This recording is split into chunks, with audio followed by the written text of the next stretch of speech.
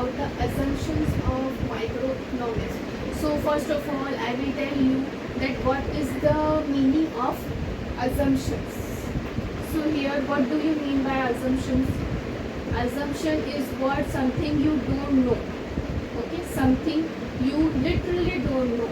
Okay, and you just pretend it. Something you don't know that what to do, how to do, what will be done, who will do it, like this. You don't know anything, okay, and you just pretend it, okay. That is called what? Assumptions. So here, microeconomics are having certain assumptions. Microeconomics analysis are having certain assumptions, okay. If you will do a particular task and it will not assure sure, okay, so it has some pretensions or assumptions that will be attached to it. So first is what? Rationality. First is what? Your rationality. So what do you mean by term rational? What do you mean by term rational? Rational means something a very what are some very normal and a natural behavior. Let's take an example. Suppose rationality means suppose a person, one person is taking his own decisions and using his mind, okay. So in that case the person could be a rational, okay, rational, and his nature and his behavior could be a very natural and rational thing. Let's take an example. What example of rationality is what? Suppose if a person is walking on the road, okay, and you know what the rule says that you have to walk and drive from the left side of the road.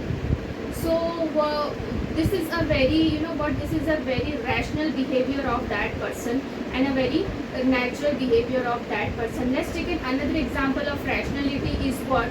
Suppose if a person is going to the market to purchase some product and that product is very costly, okay, that product is very costly. So what you will do in that case? You will not purchase it. So it is a very, it is very normal and very natural behavior of that person, and it is one kind of a very rational behavior. Like a person do the same behavior like others do, okay. So the term rationality means a person is a very natural in his behavior and very rational in his behavior. So microeconomics is the study of, as you all know that the microeconomics is the study of individuals.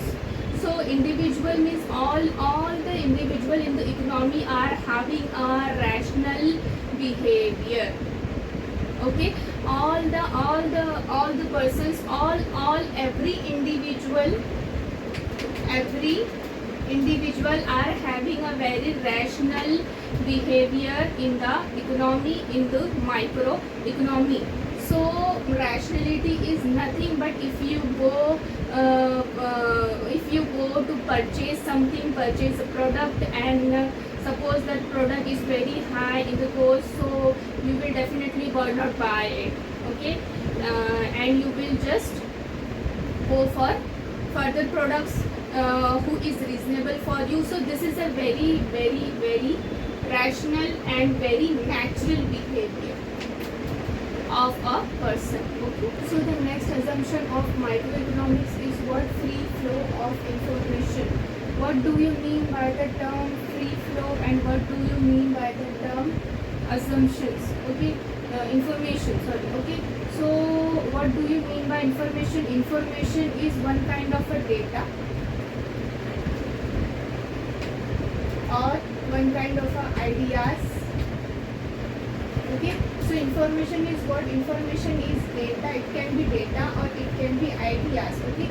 The data and the ideas, the information is given by the one person to another, okay. So this is what the meaning of information. So here suppose if a producer is producing one kind of a product in the market and the information about that product is given to the consumer. So here producer is providing information or data to the consumer about his product. So here what do you mean by the term free flow? Free flow means what? Suppose if I am a producer, I am producing one kind of a product to the consumer and I am giving information about my product is this much cost. Okay, right? So here what do you mean by the term free flow? Free flow means there is no interruption between me and my consumer. Okay, there is no interruption between any kind of information. So here let's take an example. If I am purchasing a product, okay, and I am taking information directly to the producer that the product cost is this much high. So there is no any kind of interruption in our deal. Okay, so here what do you mean by the term free flow? Suppose there is no interruption, any kind of interruption in the information. Let's take another example. Suppose if the government what can the government do? Suppose if the government is giving information to the producer that you can produce this product, but on the term of license, with the help of license only you can produce this product. Okay, so here government is interrupting it. Okay, and the government can also say that whatever rules and regulations government can put on the producer, that on the basis of these rules and regulations you can produce the product in the market. So here there is no interruption between information. So the next one was divisibility. What do you mean by the term divisibility? Divisibility means suppose you cannot count anything. Okay, suppose you cannot count something and you can count something. Let's take an example. Suppose divisibility means if I am producing one kind of a goods to the consumer here, so I am putting money, I am affecting, the efforts. What do you mean by efforts? Here efforts, can you count the efforts? No. So here what is the meaning of divisibility? Divisibility means efforts. You can, if you put a money in the product, so you can count, you know that how much money I am putting in. Okay, so this is what divisibility. Yes, you can count it, but what efforts do? Efforts cannot count. Efforts is indivisible. Efforts is what? Indivisible. Okay, so here, but you are just assuming that efforts are divisible. The next assumption is what? Full employment and laissez-faire. Okay, so what do you mean by the term full employment? Economics analysis assumes that nobody is unemployed in the economy.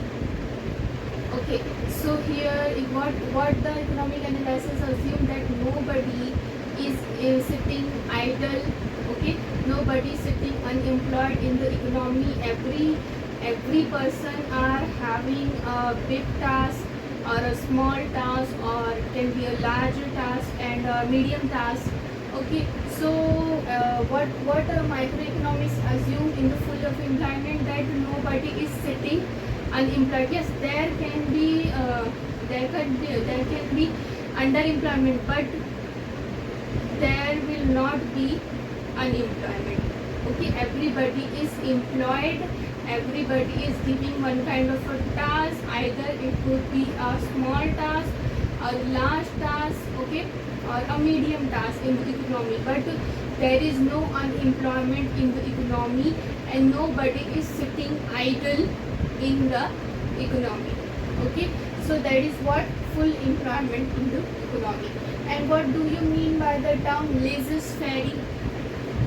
Okay, what do you mean by laissez-faire? Faire is one kind of a policy. Okay, this is a one kind of a policy. Laissez-faire policy means, suppose if you are no more in the hands of any other person, you are very free to go from one place to another, and you can easily move your goods or things from one place to another. There is no restriction and you are no more in the hands of any other person. You are free to go anywhere. You can change your place and you can move your goods without any restrictions, without any rules, from one place to another.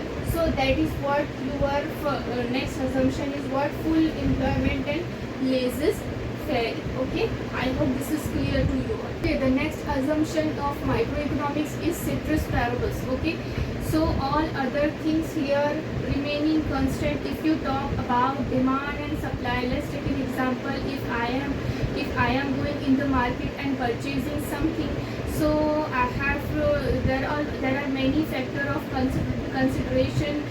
First of all, my income, okay, and the money I have in my pocket, okay, and the quality of the product, and if suppose a producer is giving me one kind of any kind of a scheme to me or not, okay.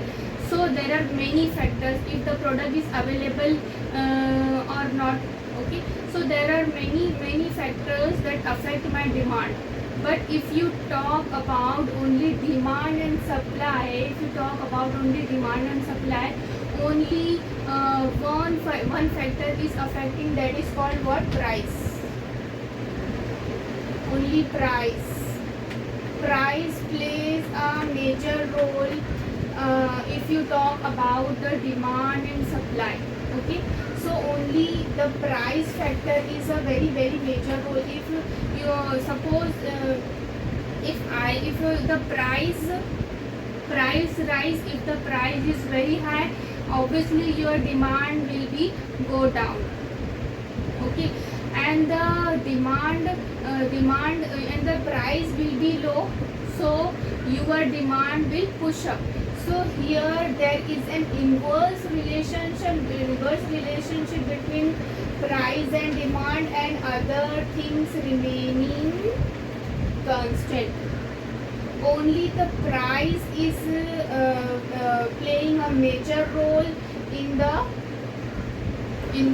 demand and supply. Okay, there is an inverse relationship between price and demand. If the price is low, demand automatically will be high, and the price is high, demand automatically will be low. So here all the things, all the factors are remaining constant. So that is what your ceteris paribus assumption of microeconomics. Okay, the last assumption of microeconomics is what? Perfect mobility of resources. Okay, so first of all, what is the meaning of perfect here? Perfect means there is no doubt, okay, there is no flaw, okay, and there is nothing wrong. This is called what? Perfect. Okay, say what is mobility here? Mobility means you are free to go from one place to another. There is no restriction in between. Okay, so if you are having a goods, if you are having a resources, you can easily move from one place to another. Okay, there is no restrictions in between you and your goods. Okay, so you can easily go from one place to another. That is called what? You are very free. That is called what? Mobility of resources. Resources means what? You are having a raw material, okay, you are having a labor, and resources is you are having a capital. Okay, so here raw material, if you are having a raw material, you can easily move from one place to another. You can easily transfer your raw material. There is no restriction. You can easily transfer your raw material from one place to another, And the labor, you can if suppose if your labor doesn't like your job, so you can easily transfer your labor to another job. Okay, so because there is mobility, there is free. Okay, the labor is free. Okay, so here there is no restriction, there is a mobility. Okay, there is a perfect mobility, so the labor can easily quit the job and go to the another job. Okay, so the capital is what suppose if I have invested some money in the venture, and that venture is not giving me any kind of a profit. So in that case, what I will do, I will remove my money from that venture, and I will definitely put in on another venture who can giving who are ready to give me a very much profit. So here you can easily move from one place to another. A person can easily go from one place to another. Resources can easily move, transfer from one place to another. So that is what your perfect mobility of resources. Okay, thank you so much.